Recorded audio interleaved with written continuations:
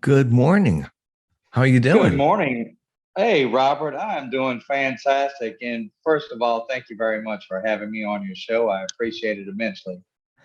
Absolutely. I think we're going live. I know we were telling a lot of people we were going live. I'm going to hit the old Spreaker here. Hopefully, we are at least audio wise and hopefully video. This is a big experiment. I've never done live streaming before.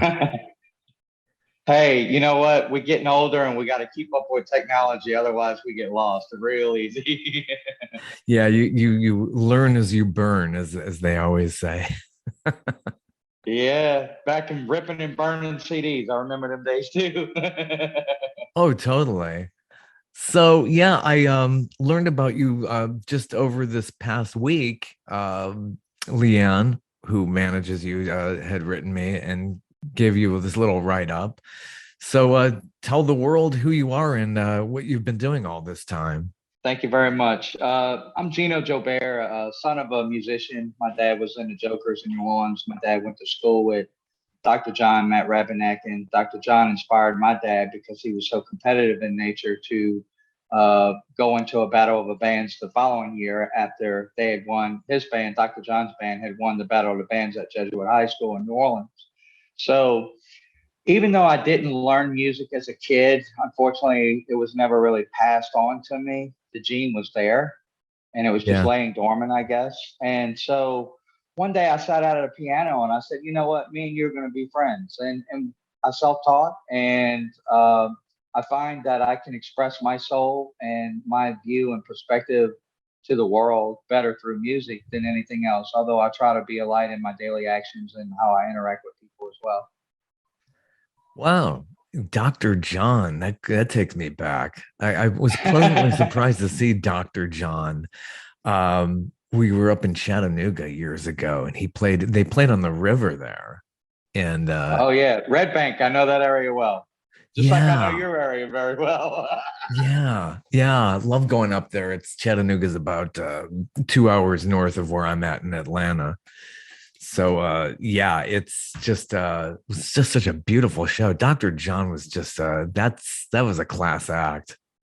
Yeah, yeah.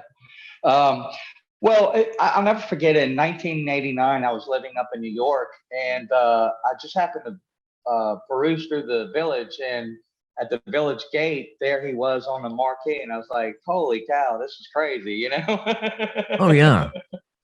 Yeah, just one of a kind. So unbelievably talented. Just watching that, it was just mesmerizing. 1989 was the year I moved here to Atlanta from Cleveland, Ohio, where rock and roll was born. Um, Came down here. Only because you have the Rock and Roll Hall of Fame in Ohio.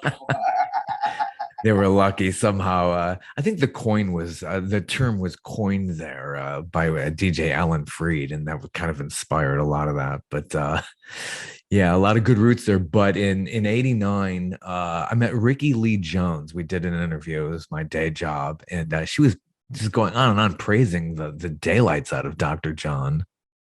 Uh-huh. Well, Really, I'll tell really you a nice. couple. I'll tell you some stories the public may not know about him. One, he actually did play on North Dupree Street at my Meemaw's house. Let her rest in peace. But so he, the musician community in any city is really very well connected. It doesn't take long. You know, if you are of a certain level of musicianship that you begin to meet all the players, as they say. When I was in Atlanta, it didn't take long, and I was blessed beyond measure to meet some fabulous musicians and sit in on some jam sessions that were just epic. Those are some of the best times that I can always remember in music because it wasn't premeditated. You just felt the flow, and then next thing you know, some magic's being created, and you're like, "Man, too bad we wasn't recording that," you know. But that's what I love about music is basically uh, the best way I like to describe this is we're all like crayons in a box of crayons. Now you can go buy the little small pack that only has like 6 or 7 colors in it, or you can get the real big pack. And that's those big band productions when there's 12 musicians on the stage and when everybody's playing where they're supposed to play. That's some of the most beautiful things you will ever witness in your life, you know? Oh, it totally is. What magic. So, exactly did you grow up and how did you get into I all grew of up this? in I grew up in Laplace, Louisiana. Then I went into the Navy, experienced a little success there with winning a battle of the bands in Guantanamo Bay, Cuba. We were doing ref trade training, and luckily we pulled into port that weekend when they had the contest. But I even have a buddy of mine that I still keep in contact that plays music down in the Keys named Pete Baldwin. And it's after that I eventually moved to Atlanta around '98 and discovered a bunch of people there and began recording with a guy named Greg Chance. And he was real big in South Georgia with the Chance Brothers band. And now his son's into music too. And I'm trying to reconnect through Facebook, but it hasn't completely happened yet. But you know how it is. You meet a lot of people and you cross a lot of paths. But so in Atlanta, I began playing with a band called the Sassafras Drifters. And we played at a lot of great venues. And one of my favorites was the Relapse Theater in Midtown Atlanta. But, you know, we played all over Athens, Alpharetta, Atlanta, you know, even into the foothills like Demarest and places like that. So we got out. And we was playing that right at the time that Zach Brown was being discovered. And so like Chicken Fried had already been out for 7 or 8 years, but a lot of people didn't know that till it hit the mainstream, you know? Wow. Wow, Zach Brown. Oh my gosh. So you've been all over these parts. Yeah. Yeah. You're a lot of good music coming out of this town. Yeah, I love being able to go to places like Eddie's Attic. I always give them a plug. It's just Smith's Old Bar. yeah, I yeah. mean, love playing that place, you know? Oh, totally, totally. So you spent some time on Gitmo. I guess you Yeah. got to find your muse over there somehow. Well, let me tell you what, that was a crazy weekend because um, I actually got to go jump into the water and found the underwater cave. And that was so phenomenal to me at being 19 years old. And, you know, I actually was petting fish in the water. And I just thought that was the craziest thing, you know, because it was a new experience. Oh, that's so cool. So getting into recording, what was your first recording, and do you have a big catalog out there that everybody I should know don't about? have a big catalog because when I was with Sassafras in Atlanta, we actually only recorded 3 songs, and then I put out a song called "Love Triangle," and everybody loved this song. In fact, it went on SoundClick.com and went to #1 in the subgenre of rock and roll out of 67,000 submissions. But the thing is that song became self-fulfilling prophecy within the band. And what happened was the band broke up because the girlfriend of the drummer ended up sleeping with the bassist and everything fell apart. And I was devastated. I was crushed because we had such a great Southern rock root sound. And just like that overnight, it fell apart. So I kind of went into music hibernation, as they say. I stepped away for about 10 years. And then I'd written a song back in '92 when I first started learning how to play. And I said, you know what? It's not ready for this song. And this is the song dropping today, Time for a Change. Something has held me back, but I know today is it's the most ripe it could ever be for this message in this day and time. Oh wow, yeah, we could really use it. It's just like it's one thing after another. We go through a pandemic. Now we got war. It's like, and then what you've gone through down over the many years in Louisiana with the hurricanes and the way the climate has changed on it. I'm sure you could speak a lot to that and what you've gone through in Louisiana. Oh yeah, you know, the thing about it most is I like not to reflect on things that are so much tumultuous or what some people like the term as negative because where my heart is if we can quickly push away things that don't always feel like peaches and rainbows, then you know we can maybe be better in coming together with unity because when a hurricane or something of that nature happens, you see real quick everything that they say on the news is false, because people come together in a blink of an eye and helping each other out. So we're not these mean monsters out there that everything's portrayed, live in fear, because fear and love can never meet. They're two different energetic planes. Fear is low and love is high, you know? Yeah. So going through the hurricane, it was just like survival mode. Everything was tougher than usual, but you get through it. You just keep putting one foot in front of the other, and you have gratitude for what you do have. Then it doesn't matter. You're going to get through just about everything. I had a car wreck last Sunday, and I'm juggling 2 jobs, releasing the song, and now dealing with going see doctors and all of that. It's like, if I have one more ball, they all coming down. I can't juggle anymore. You know? There's a song in that somehow. Oh my gosh. That's the thing. Even if somebody hits you at like 15 miles per hour, it's still a jolt. I don't know how I don't go into cardiac arrest. Even if somebody just like bumps me, oh my God. I drove by a wreck the other day and like the whole front of this minivan was smashed. I'm like, this is just devastating. I can't even imagine because they're going so fast. Right. It's been so crazy. Well, And better health for you. I mean, my gosh. yeah, but hey, here's the thing. What I would like to do is, we have a war going on right now with Russia and Ukraine, and um, if this is not carefully attended to, then this could turn into World War III. And very few people realize that, it seems, looking at the pulse on social media, looking at the pulse on Facebook and whatnot. It doesn't look like other catastrophes that have happened where you see so much support, outcry, and so it's kind of boggling my mind to just see that in progression, real time.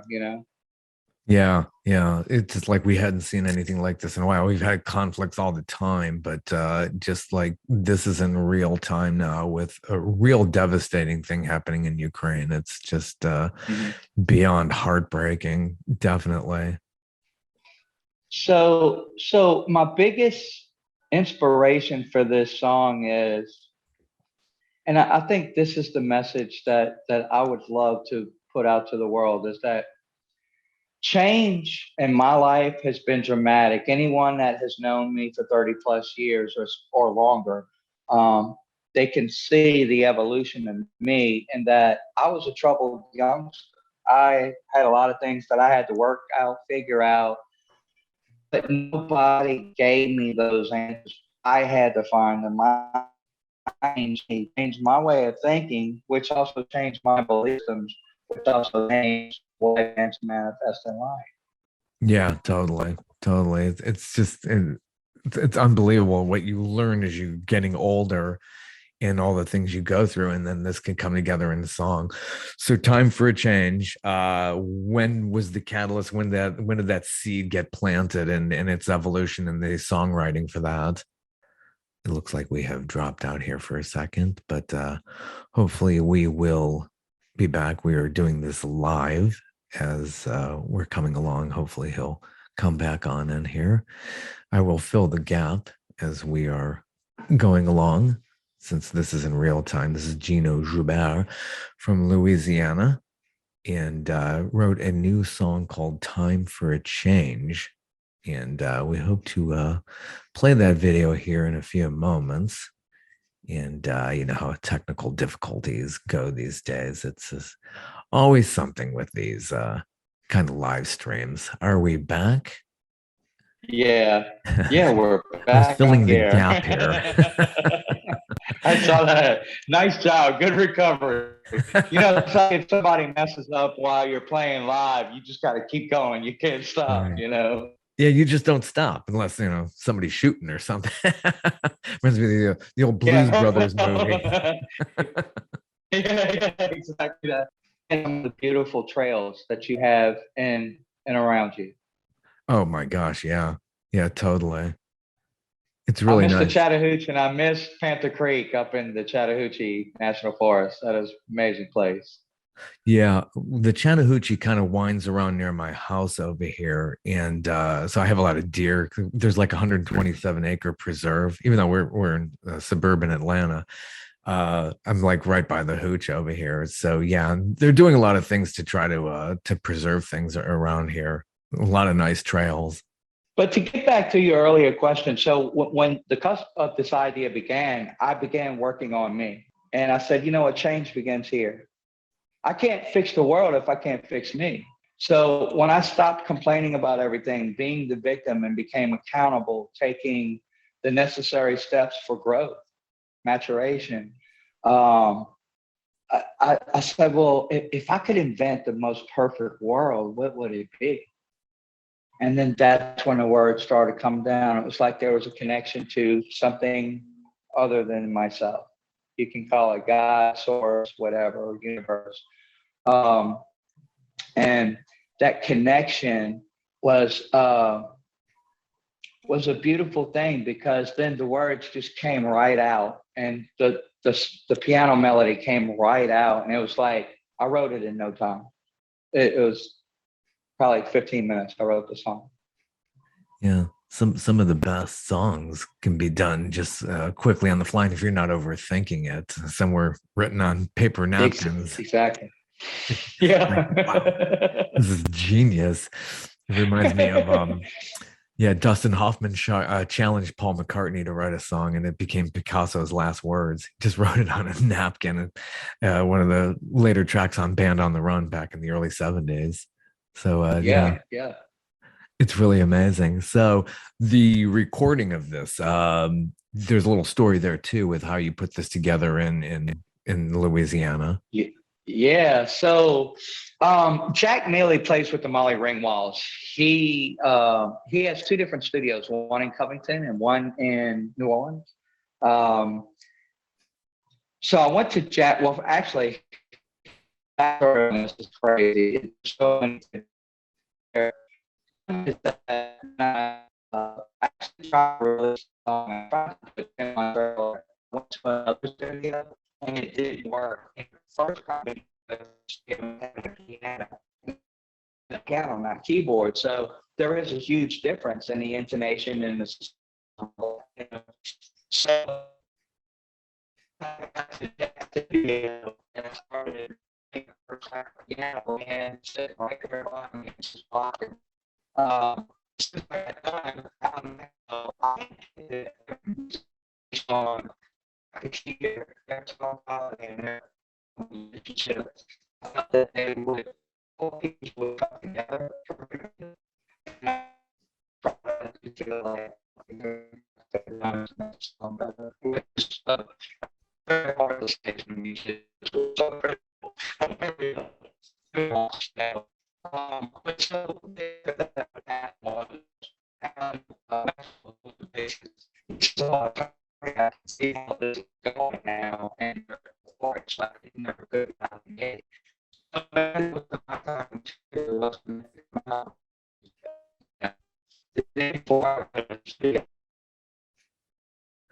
Yeah, getting a little bit of break up there about the story of how this has come together. But we'll definitely try to recover from that as well. Sometimes these internet hookups don't work as well as we had planned. So yeah, definitely recording in the New Orleans area is quite legendary for a lot of people who perform there. And again, I mentioned Paul McCartney. He recorded Venus and Mars back in they released the album in 1975, and he really got into the whole New Orleans sound. In fact, if you listen to Venus and Mars, there's a little intro to the single "Listen to What the Man Said," saying, "Hey, how about some time in New Orleans?" So yeah, it's there's a huge rich musical history there in New Orleans, and there's so many people like Gino who really enjoy tapping into the music and becoming inspired. Yeah, we had a little bit of a break up there as you were talking about putting together and recording the new song "Time for a Change," which we hope to play here within a second. Hopefully we can share this with the audience. I have the song loaded up here.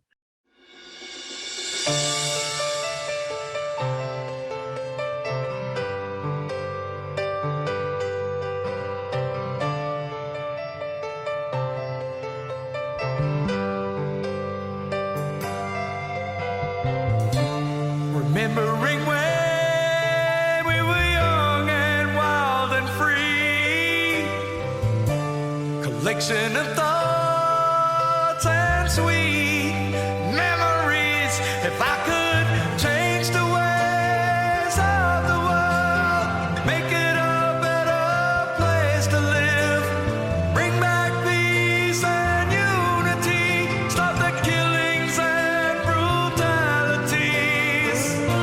I think it's time for a change. I think it's time. I think it's time. I think it's time for a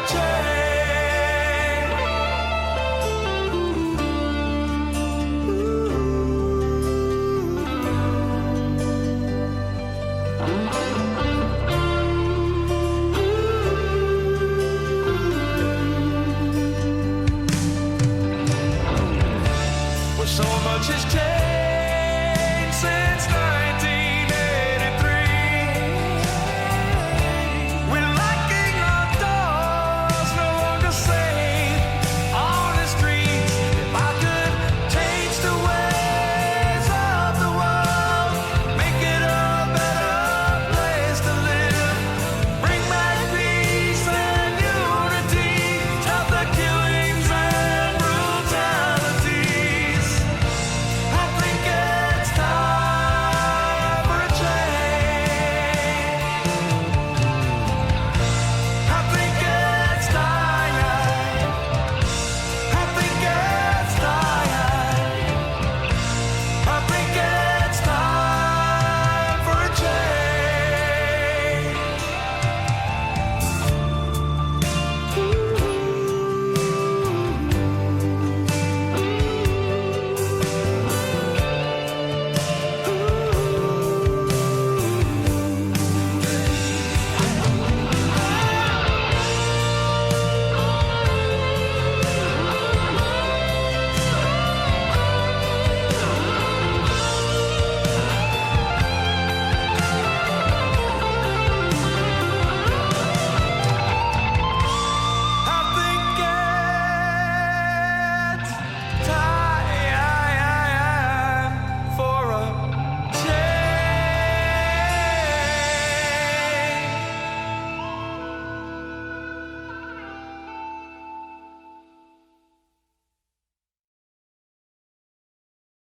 Wow. Well, thank you so much. I appreciate that.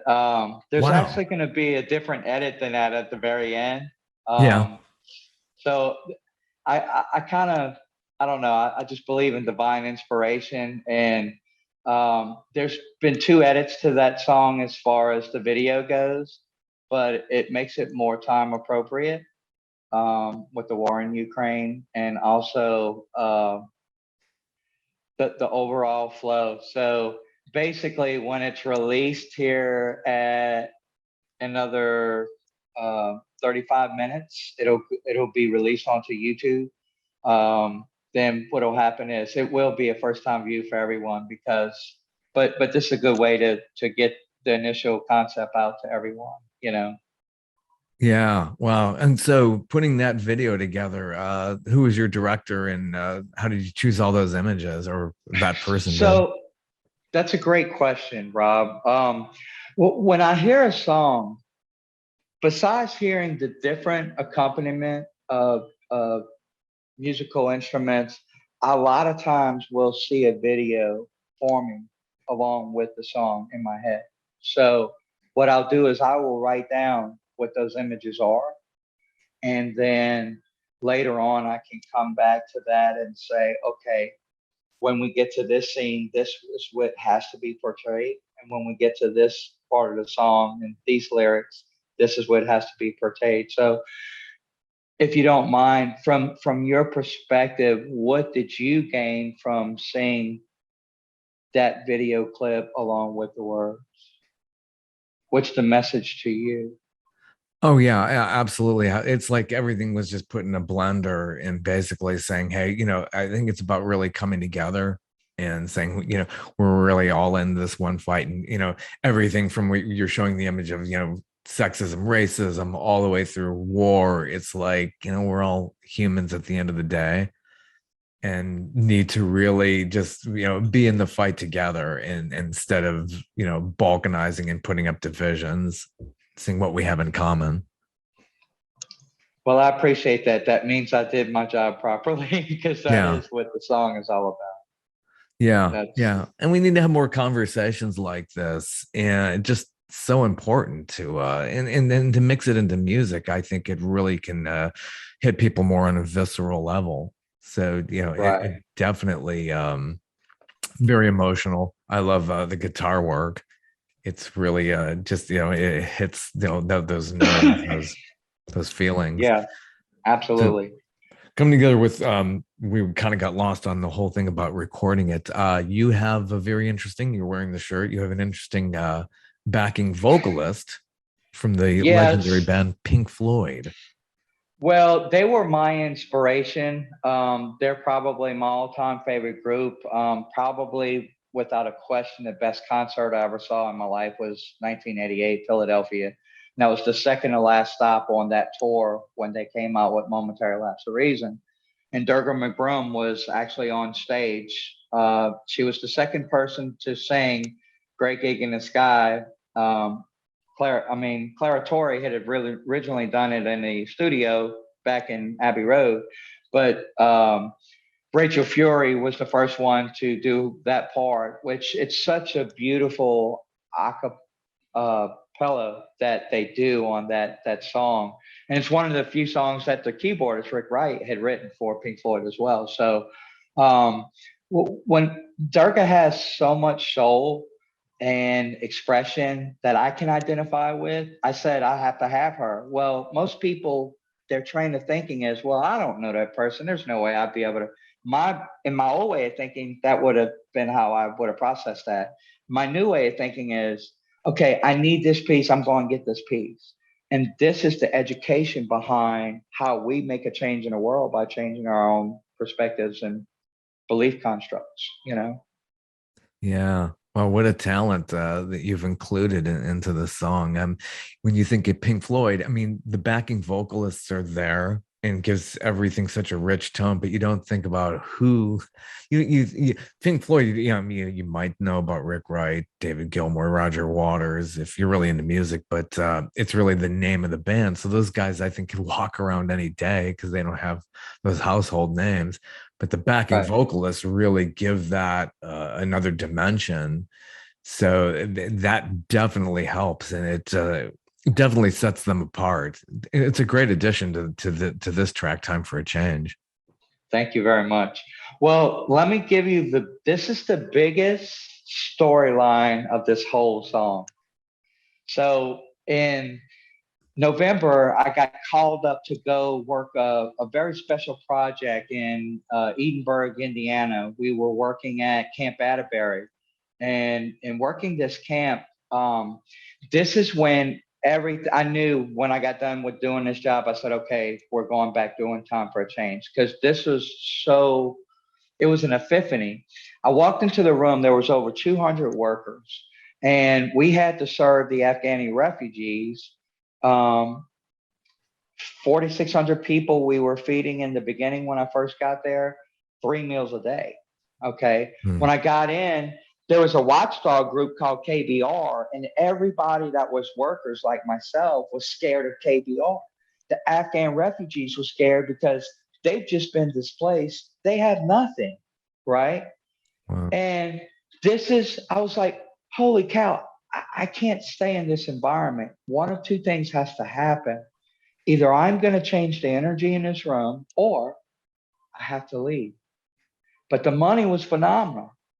But that was my mindset. Well, I started smiling to everyone. I started lifting those up around me. It wasn't about me, it's about y'all. So when they started having more confidence, felt a little more comfortable, the whole room changed. And it was so beautiful. It was so impactful. It made such a huge difference and mark on my life that will never be forgotten, to the point that they started coming into the line to be fed, and they would start waving at it. So it went from this to Hmm. that. And to know that it was like, wow, one person can make a difference. And I was so taken aback by that profound discovery that I knew, wow, okay, maybe I can make a difference in this world, you know? Yeah. And that's where well, wait, there's one other part. So this one little kid, his name was Hamas. So I learned a couple of words like Makbula Asti, which means you are beautiful in Farsi, right? And so I started saying that to everybody along with the smiles and along with this hand image. And between a culmination of all those actions, I put the word love, which is a verb, into action, and it made a difference. Mm. Wow. So this Beautiful. little kid, Hazam, he comes through when he finds out we're about to leave and be out of the project. And he brings me a little motorbike, and it's brand new. And I know they don't have hardly much of anything, right? Mm. And he gives it to me, and I'm like, no, no, Hassan, I cannot take that from you. He says, no, you take, you take, you take. And I was like, man, that's your motorbike, man. I can't take your motorbike. And then a voice told me, do not deny that kid the power of gifting. That's going to be his reward. And I was so moved in that moment in time. And I said, wow, wow. So I took it and I gave him a hug. And immediately I said, universe, God, whoever, I said, bless this kid. He is going to be phenomenal and he's going to have a great life. And like, that's life changing for me, you know? Oh, And it's just, that's living. That when you have that feeling that you can share with other people, yeah, we're all people. yeah. Yeah. It's just amazing. You feel that amalgam between Kansas Yes and Pink Floyd and this song. It's just, for people, it doesn't have to be a certain age, but what I grew up with, it blends it all together. And it's so familiar that way. So putting this together, I think we missed this. Who was your producer and your Jack Mealy. instrumentalist? Jack Mealy was the producer. He also, so he played guitar, but my first selection for guitar was a guy from Germany I'd found because I'm always listening to other musicians, and I thought this guy was phenomenal, and he is. But a lot of people don't understand about musicians is you could have a talent of playing guitar, but that doesn't necessarily mean you can create your own riffs. You can duplicate anybody's riff out there, but creating your own may be a stumbling block. You may be a musician where you can hear something one time and be able to play it. There's so many different levels of musicianship, right? And it just didn't work out. So I said, Jack, I have to hand the baton to you.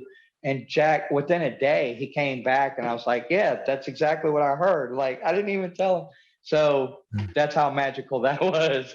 Then Alan Maxwell, a lot of people consider him one of the best bass players in Louisiana. And it's all subjective, because there's different styles. But Charlie Wooten's another good bassist whom I may have brought in on my next project. We talked right before he went to play the show in Atlanta for Mardi Gras. So there's a good chance that me and Charlie are going to collaborate and revive Love Triangle and make it fresh, So that will be the next song coming. On drums is Doug Ballot, and Doug is just such a great studio drummer because he doesn't overplay, but it's like every stick, every note is just it pops, So I knew once all those pieces were put together, it was gonna create something beautiful. And I sit back and I still like, wow, I can't believe I did that, So it's an amazing feeling. Oh, it is. It totally is. So how did you trade files? Like so many people through the pandemic have been recording songs, and it's so much easier now just to send files across Right. your vocalist So yeah. I went into the studio in New Orleans and it was me, Doug, and Alan and Jack. Now Jack did all the engineering, so he laid his guitars after the fact. Durga, she did hers remotely, just like you're saying. So we sent her the tracks. She laid her part. She sent them back. Jack mixed it down, and then when he sent me the first mix down, I was like, "Wow, this is something else, man." He did a great job mixing it down. And as you notice, I'm always giving credit to the other crayons. It's not, "Hey, look at me, what I did," because that's society. That's a broken system that everybody says, "Let's have normal." What is normal? It's broken. Let's create a normal that's not broken, where we can truly, like the good old days when we were kids, we can remember having a ton of friends where we played outside and we did all these activities, and there was unity, there was a bond, there was strength. We had each other's back. And slowly that was chipped away at by design so that we could be better controlled. And I don't like control, because freedom is actually something that we all should cherish and hopefully stand for. So Mardi Gras back in New Orleans. This is 2022. How's that vibe been feeling? This just happened. You just celebrated Fat Tuesday the other day. It's funny, is I got around some people and I was like, you know what? I'm just not feeling it this year. Because of course I'm in the middle of this project, and I was like, I have work to do. I right now I can play later, but I was just so focused on because there were so many things that not only did I have to pay for the project and those musicians and the time and engineering and so forth and so on, videography, but I also had to make sure that I'm coordinating, just like an expediter in a restaurant. Everything has to timely come together. Can't have the video coming out a month later, and so there's just so many working parts that are happening at the same time that I had to keep attention to detail to. Yeah. And then those vocals are just like amazing. I just like how you hitting those notes are just like, I remember seeing Kansas years ago. It reminded me of the lead singer of Kansas, and it's just magic watching somebody be able to bring such beauty out in vocals. It's just like, what is the technique for somebody like that to do that? Okay, I don't know if this is going to be graded from somebody from Berkeley or Juilliard, but I'll say this. All I can say is I sing from the heart and from my soul. And so whatever comes out is me exposing myself and being completely vulnerable. Now, somebody else, they may have all the vocal training in the world and they go about it a whole different way. I'm not sure, but I sing what I feel. Yeah, there's a real vulnerability about singing. It's true. Maybe, I don't know, because you get so judged just doing the act of it. And this is long before American Idol, but where they were really making people feel self-conscious. It's just, yeah, you're doing it from your gut, and gosh, hitting that diaphragm and getting those notes. It's just amazing. So here's a little funny tidbit. So to finish the story earlier, I said, Jack, we got a problem. And he said, what? This is so comical. I said, dude, the allergies are killing me. I said, my voice sounds like sandpaper. This is Tuesday the 8th, the day before February 9th, where we went in and recorded. And so he says, what do you want to do? I said, Jack, I don't know. I said, we're going to record everything, maybe minus vocals. Maybe I can save an hour and come back some other time. But it's me, I got to think like a chess player. I can't play checkers here because there's so many moving parts. And I said, I got to know I have a contingency plan, So he said, yeah, don't worry. If you only use, if you save an hour and you can come back in later, okay, great. So I go in, Doug Bellot's sitting behind the drums. I'd never met Doug before. And so after I laid my piano tracks and keyboard track, I said, you ready for me to do a scratch vocal? And he said, yeah. And so I just pretended there was 50,000 people in front of me and let it rip. And when I did, as soon as I got done, Doug had never heard the song before, obviously, and he goes, I think those aren't scratch vocals. I said, I think you're right. Sometimes they're the best is when you hit it that first time. Yeah. It's just better sometimes spontaneously rather than Yeah. sitting there overthinking. It's like then you become more self-conscious. Right.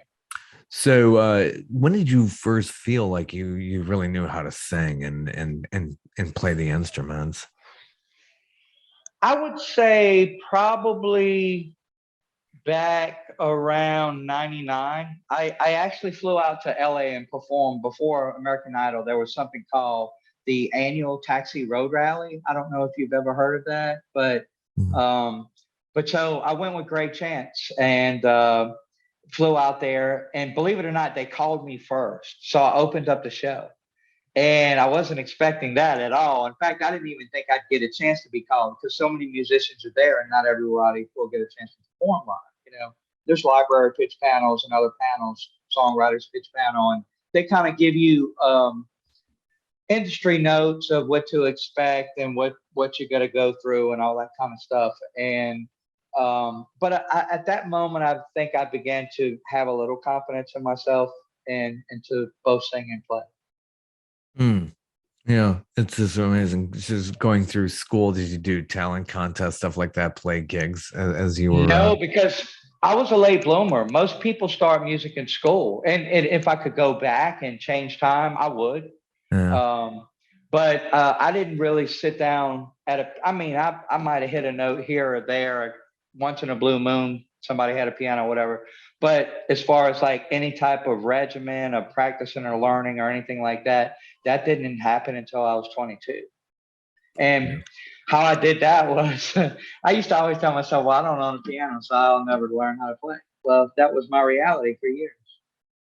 And I started dating a girl that was real big in the theater at the time. And she was doing a play that they was doing their rehearsals at Tulane University. And so um, she says, well, look, while I'm going rehearse, if you want, because you've been talking about wanting to learn to play piano, there's the piano rooms right next to where I'm going to be. Why don't you just go sit down there while I'm rehearsing? I said, great idea. So I'm sitting down at a Steinway and I'm going, wow, this is a Steinway, you know? Mm. and, and sure enough, in 2 weeks' time, I was playing Catch by Memories with both hands, and that left hand is doing an arpeggio. And I was like, holy cow, we're friends. How neat is that? That's so cool. Yeah. So, how much did you do through the Navy? How long were you in the Navy?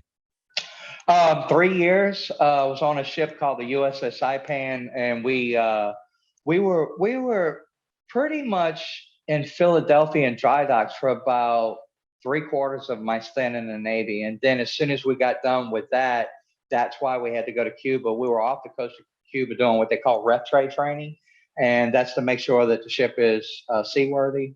And so you got to run all these tests. And I worked on the flight deck, and it was long hours. And after that, long hours, we'd still go practice music and Oh, get yeah. ready for this contest and all that. So it's a love, it's a passion.